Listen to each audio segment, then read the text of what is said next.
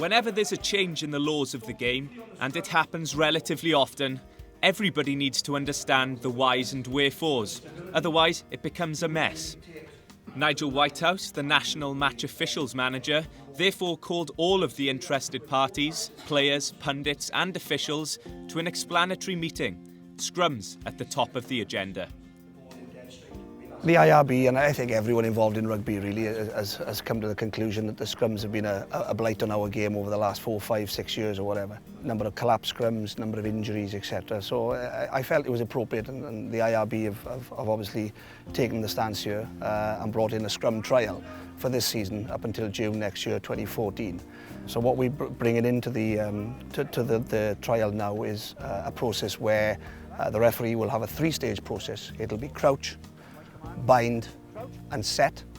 The teams will be a lot closer together, so then obviously, as I say, then that will eradicate that hit coming out of the game, and hopefully then they will knit together nice and strong, and then the referee then will tell the number 9, the scrum half, when to put the ball in. Once he or she is happy that the scrum is solid, then they will dictate to the 9 to put the ball into the scrum with a creditable feed. I think another thing that we're trying to take out of the game is the sort of rugby league feed then, when it goes under the second rows. You know, we want it to be creditable. Crouch. Bind.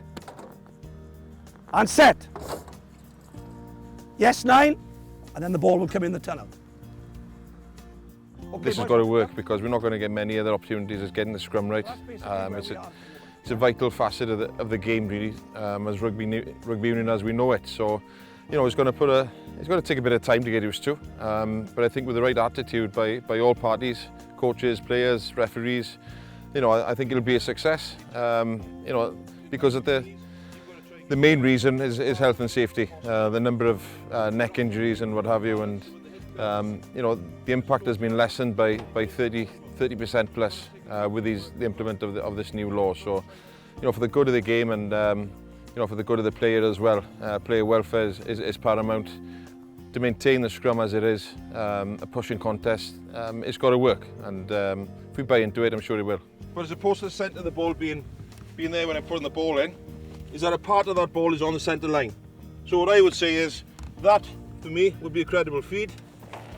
So straight away you can see just a little bit of difference it makes to the hooker.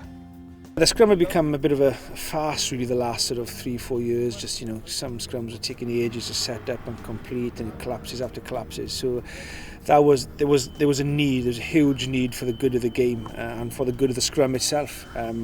For changes, and also on safety issues as well, because when you have 16 players going in with that force, you know, there is a danger that there can be a serious injury. So it was vitally important. And from the game I refereed last weekend down the Ospreys and Worcester, and what I've seen as well in the Rugby Championship, it seems to be making improvement.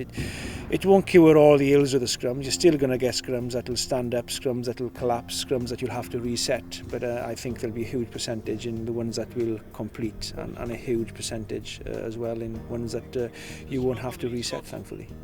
I think, you know, anything that sort of betters the scrums, which, you know, less scrum collapses, you know, less risk of injuries, is good for everybody involved in the game. The scrum is all about a pushing competition, you know, whereas perhaps over the years it's become a hitting competition, and it's not a hitting competition.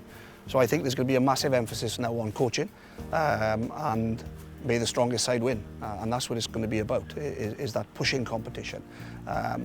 Everyone's going to be on parity. The ball is going to be put down the centre line, as I said, in a creditable feed.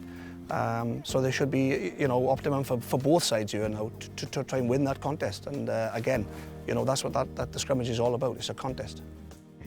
The role of the TMO, the television match official, is an ever-growing one, and so guidelines have to be laid down to understand the length and breadth of their powers and decision-making. There have been global trials both in the Northern Hemisphere and the Southern Hemisphere, and it's coming together now as a global trial, and the powers of the TMO will be extended, whereas before, certainly from a Northern Hemisphere perspective, in the RABO and ERC last year, the TMO could only adjudicate on try yes or no, foul play in goal, etc.